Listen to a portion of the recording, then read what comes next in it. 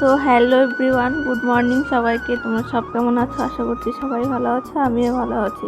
সকাল সকাল মা ছেলে ব্রাশ করতে বসে গেছে দুজনেই। আমি ব্রাশ করছি, ও ব্রাশ করছে। করতে করতে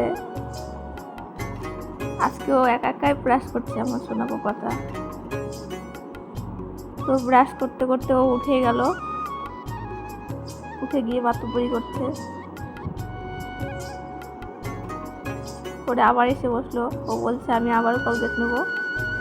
ওর মুখ টুক ধুয়ে আমি চলে এসেছি ঘরে। এসে সকালে জিলিপি মুড়ি খেয়ে নিলাম।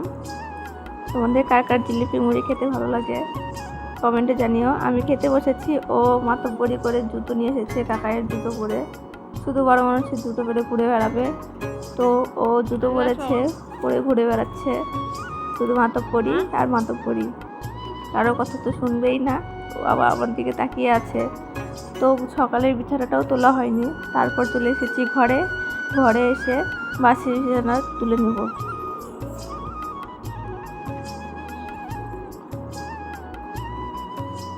তো বিছানা গোছাতে গোছাতে ও চলে এসেছে আমার কাছে, এসে দাঁড়িয়ে আছে। আমি এক এক করে ওর ব্যথাগুলো ভাঁজ করে নিলাম, নিয়ে ব্যথাগুলো ভাঁজ করে সব কিছু গুছিয়ে রেখে বিছানাটা ঝেড়ে নেব। নিয়ে পর্দাটা সরিয়ে দেবো। ও গিয়ে মাতব্বরি করে আবার জানলাটা বন্ধ করে দেবো। আমি পর্দাটা খুলে দিলাম, ও গিয়ে বাইরে গিয়ে আবার জানলাটা বন্ধ করে দিল। তো দুষ্টু, এইরকম দুষ্টু বাচ্চা কার কার বাড়িতে আছে? আমারও বিছানা গোছানো হয়েও গেছে।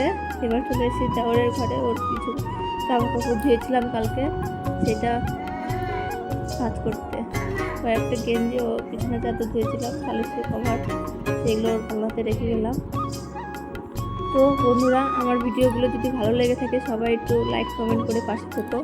সবাই সুস্থ থেকো, ভালো থেকো। টাটা। আবার নতুন ভিডিওতে সবাইকে